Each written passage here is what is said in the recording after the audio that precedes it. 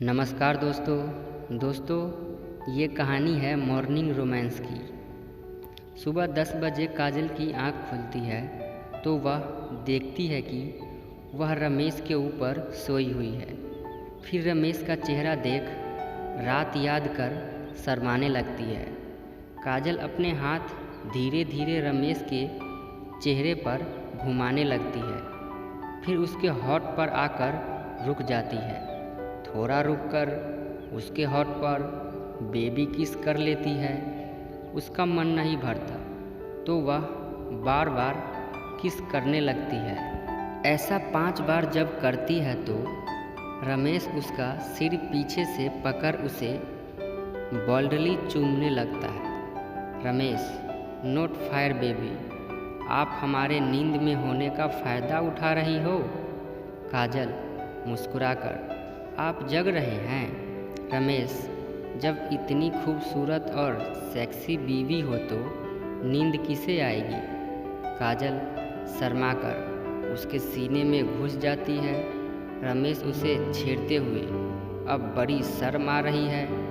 रात तो वह अपनी बात अधूरी छोड़ देता है, जिसे सुन काजल और शर्मा जाती है और झूठे गुस्से से, अभी उठिए, चलिए, आपको ऑफिस भी जाना है और मुझे भी, चलिए उठिए।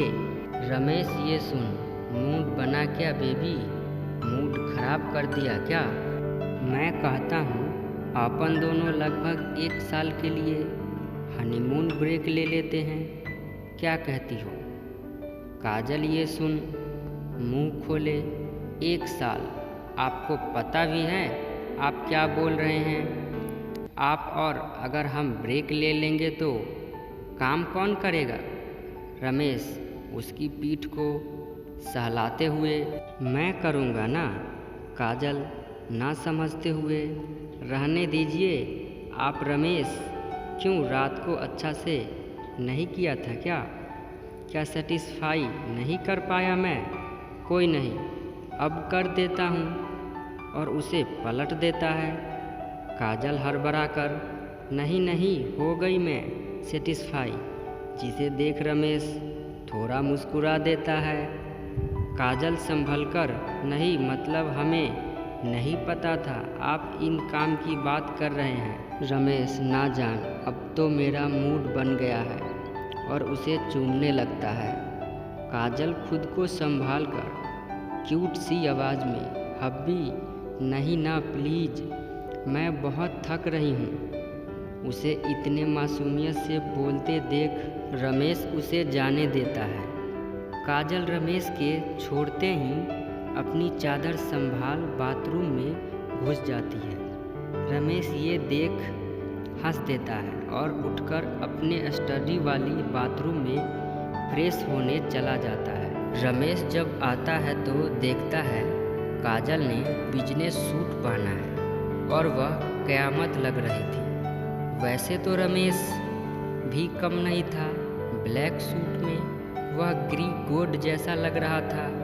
ऊपर से उनकी ब्लू आइज, उफ, लड़कियों को भी कम्प्लेक्शन हो जाए, इतना हैंडसम था हमारा हीरो।